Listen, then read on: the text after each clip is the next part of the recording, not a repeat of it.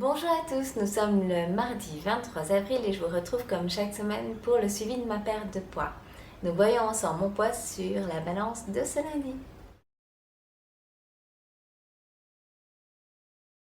La semaine passée, j'étais à 65, ce qui veut dire que j'ai perdu cette semaine 300 grammes. J'ai perdu également au niveau de la masse graisseuse. J'ai perdu 1 cm, ce qui me fait maintenant un total de 51 cm de perdu.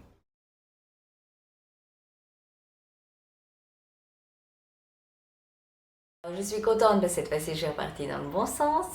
Maintenant, c'est vrai que j'aimerais perdre plus au niveau du poids également, mais il faut dire que j'ai recommencé du sport de manière un peu plus intensive. Je vais vous expliquer cela tout de suite. Et puis, je me suis dit qu'il était temps que je me refixe un nouvel objectif, vu que ces dernières semaines, mon poids n'a pas beaucoup bougé. Donc, on part dans 7 semaines exactement en Thaïlande pour un voyage. Donc je me suis dit que c'était la bonne solution pour me fixer un objectif à court terme. Donc je vous l'avais également proposé pour vous. Si vous avez une longue perte de poids, même une courte perte de poids, de vous fixer des objectifs intermédiaires. Donc je trouve que cette semaine c'est pas mal pour voir un changement sur son corps.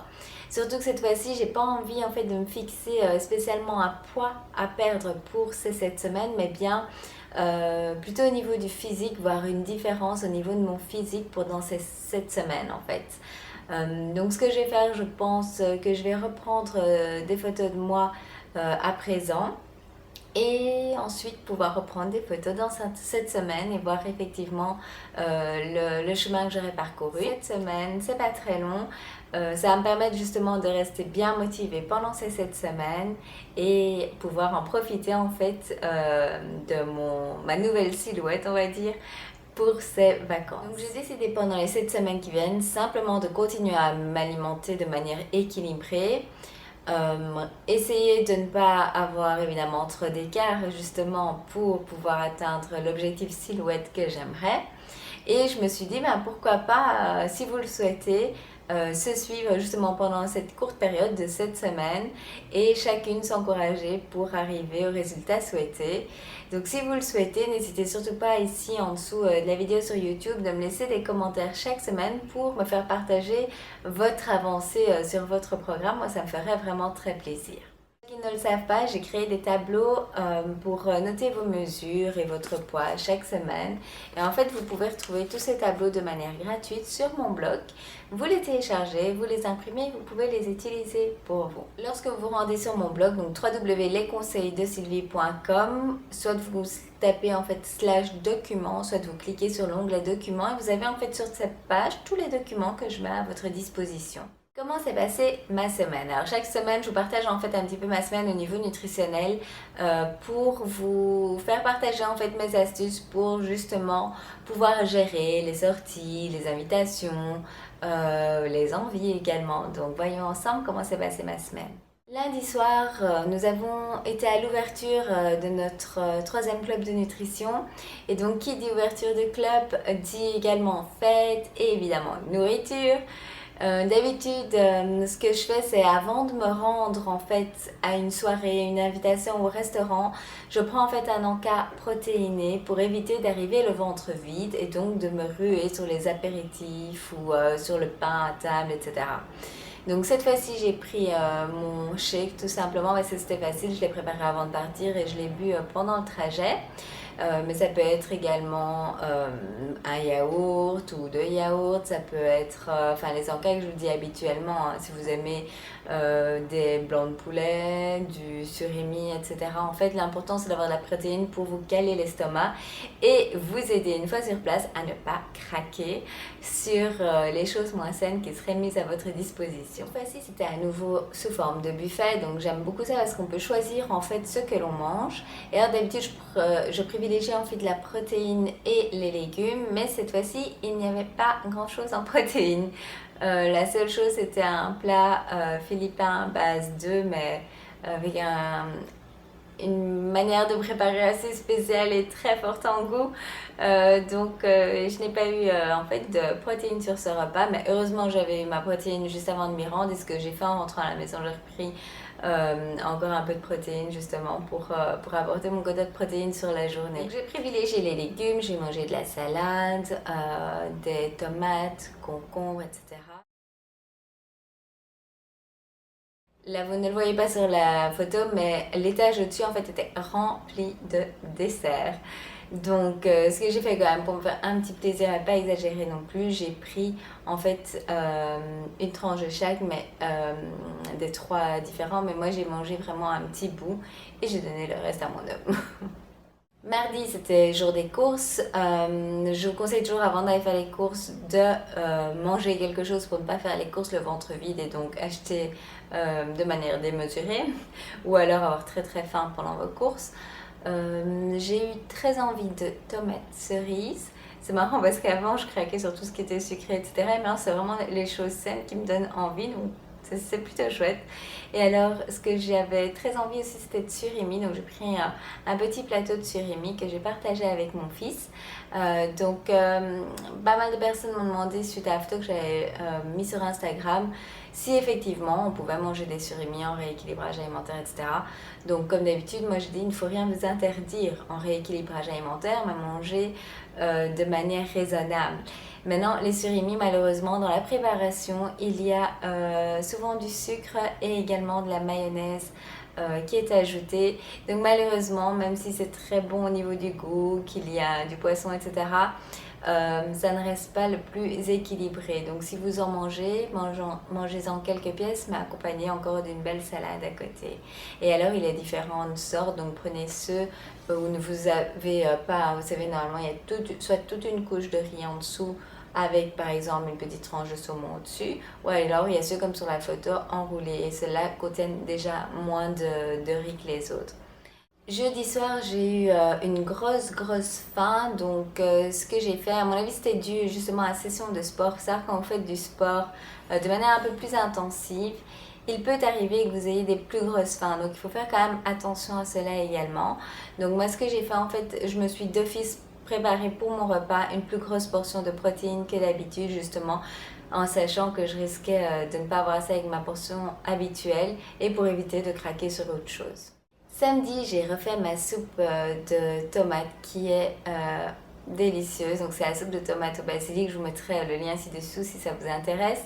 Je voulais juste vous dire que cette fois-ci, je l'avais fait sans la patate douce et c'était tout aussi bon. Donc si vous pouvez le faire sans la pomme de terre, sans la patate douce, en fait ça vous fait une soupe vraiment que de légumes, puisqu'alors il reste la tomate, les oignons, le basilic. Ce que j'ai fait avec le basilic, je l'ai coupé en petits morceaux et je l'ai mélangé dans la soupe. C'était du basilic frais et ça a donné comme si vous voulez des petits morceaux en plus à mâcher, et c'était vraiment très bon. Donc je vous conseille sincèrement d'essayer cette soupe.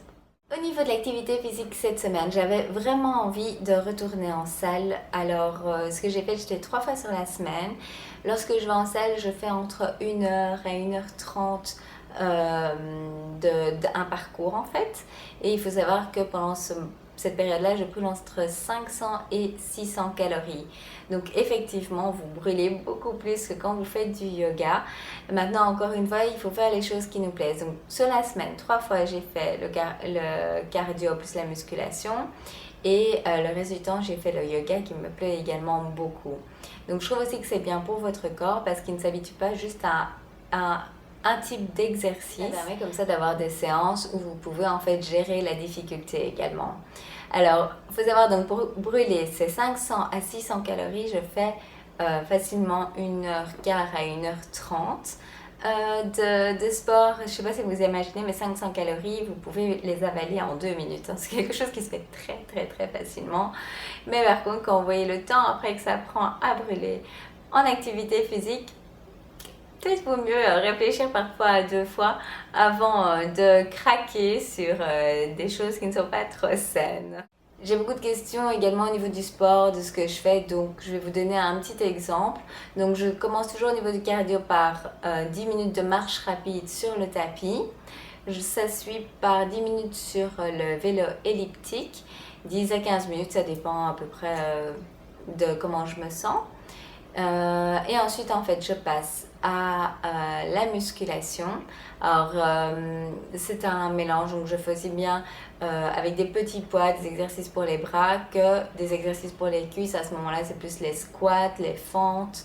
Et ensuite, je termine sur le tapis en faisant des abdos, un exercice où je relève les jambes, tout ça pour renforcer en fait tout ce qui est la partie abdominale. Et je termine par 10 minutes de vélo assis pour terminer ma session. Et évidemment, les étirements. Donc voilà en gros ce que moi je fais au niveau du sport. J'aime bien parce que je vois vraiment évidemment le résultat. Maintenant, il faut savoir que si vous commencez peut-être plus lentement parce que vous allez voir que vous risquez d'avoir des courbatures le lendemain. Il y a un exercice spécifique qui moi m'a fait bien mal aux fesses le lendemain. Pendant 2 jours, j'ai bien eu mal. Mais en même temps, ça me dérange pas plus que ça parce que je me dis justement que c'est effectif et que je les ai bien travaillés. Maintenant, après quelques sessions, vous allez voir que votre corps s'habitue et vous aurez de moins en moins mal. Au niveau des sessions de yoga, c'est comme d'habitude, les sessions de Tara Style. Je vous mettrai également le lien vers sa chaîne ci-dessous. Ou alors, vous pouvez aller sur ma chaîne YouTube et cliquer sur les playlists. J'ai mis une playlist de yoga avec Tara Style. J'ai mis en fait les vidéos que je fais le plus régulièrement. Les points dont je suis fière pour cette semaine, donc comme je vous l'ai dit, moi je vous conseille chaque semaine de noter en fait les points de la semaine précédente. Donc vous analysez votre semaine et vous regardez les points dont vous êtes fiers, les petites choses que vous avez pu déjà changer au quotidien ou peut-être le fait de ne pas avoir craqué sur quelque chose qui vous donnait vraiment envie. D'avoir fait de l'activité physique alors que vous n'en faisiez pas. Donc pour moi la semaine passée j'ai noté en fait d'avoir fait du sport de manière régulière, d'avoir repris le sport en salle. Parce qu'évidemment ça fait brûler des calories, en brûlant des calories, en renforçant vos muscles, et bien évidemment vous allez voir un résultat plus rapide au niveau de votre silhouette. Et le fait aussi, il faudrait que j'ai une semaine difficile au niveau du moral en fait. Justement un peu la frustration de ne pas voir mon poids baisser alors que je continue bien mon programme et que j'évite au maximum en fait les écarts. Mais j'ai toujours pas craqué et en plus j'ai retrouvé la motivation pour me refixer un nouvel objectif à court terme, donc à savoir les 7 semaines avant mon prochain voyage. Donc voilà, je suis contente à ce niveau-là et encore une fois, j'espère sincèrement que vous aussi vous aimeriez d'ici 7 semaines avoir atteint un nouvel objectif et qu'on pourra partager cela ensemble. Voilà pour mon suivi. Alors la semaine passée, en plus de mon suivi, je vous ai partagé 2 vidéos sur les balances à impédance. Comme j'avais vraiment pas mal de questions par rapport à cela, j'ai décidé en plus en fait de l'article que j'avais mis sur mon blog, de vous le faire en vidéo pour les personnes qui n'auraient pas vu l'article. Donc la première vidéo en fait vous explique le pourquoi une balance à impédance est quelque chose qui peut être intéressant à avoir. Et comment cela fonctionne, ce que cela vous apporte au niveau de l'information.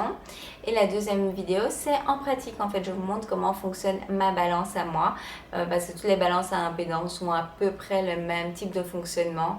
Donc, pour que ce soit bien clair pour vous, je vous ai montré comment ça s'utilise. C'est vraiment très très facile. Je vous ai également partagé dans l'épisode 73 ma délicieuse recette de frites de patates douces que vous pouvez faire à la maison de manière très très saine au four. Et vous savez, les patates douces sont un petit peu sucrées, mais avec les épices que j'apporte dans cette vidéo, ça donne vraiment un sucré salé que moi j'aime beaucoup. Donc je vous conseille vraiment d'essayer, c'est vraiment délicieux et je suis sûre que comme pour les nuggets de poulet, ça peut faire plaisir aux petits comme aux grands. Chaque semaine, je vous partage, chaque jour, je vous partage sur Instagram plein de photos. Donc, j'ai également pas mal de demandes de votre part sur des vidéos sur ma vie aux Philippines, sur comment ça se passe ici, etc.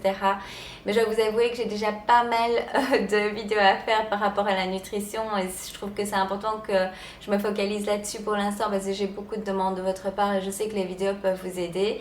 Donc, ce que je fais entre temps, eh bien, je vous partage depuis quelques jours des photos en fait de la ville où je vis, de ce que je vois sur Instagram. Donc j'espère que cela vous plaît.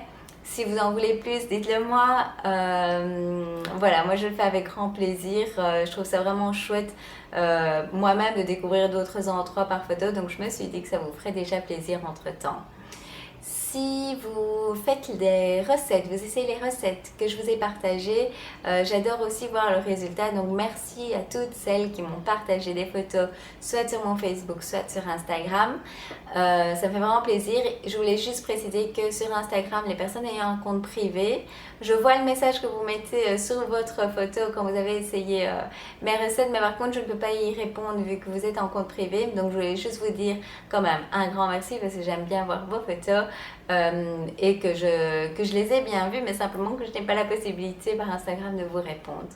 Sur Facebook, cette semaine, je vous ai également partagé une photo de la représentation de la masse graisseuse dans le corps, mais cette fois-ci pour les hommes. Si vous ne l'avez pas vu, je vous conseille d'aller voir. C'est différent en fait que pour les femmes parce que les femmes sont faites pour avoir plus de masse graisseuse déjà à la base que les hommes. Tout simplement parce qu'on est fait pour avoir des enfants, donc c'est tout à fait normal. Donc si vous voulez voir ce que cela représente sur le corps des hommes, vous pouvez aller voir. Si vous êtes une femme, une jeune fille, et que vous voulez partager cette photo à votre mari, fiancé, copain, ben, n'hésitez pas à lui montrer.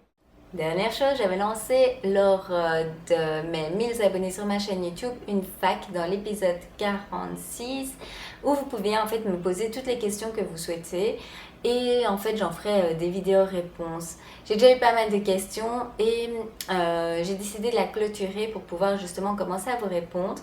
Donc je vais la clôturer fin du mois, donc ça vous laisse encore une semaine pour pouvoir me poser les éventuelles questions que vous auriez.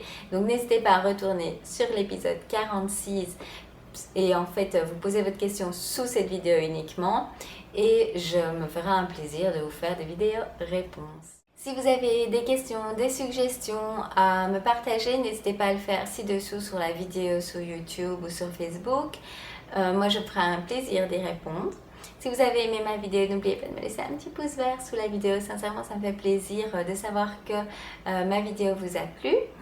Je vous retrouve moi de toute façon lundi prochain pour mon prochain suivi. Si entre-temps vous voulez encore partager plus avec moi, vous pouvez me retrouver principalement sur Facebook, mais donc également sur Instagram.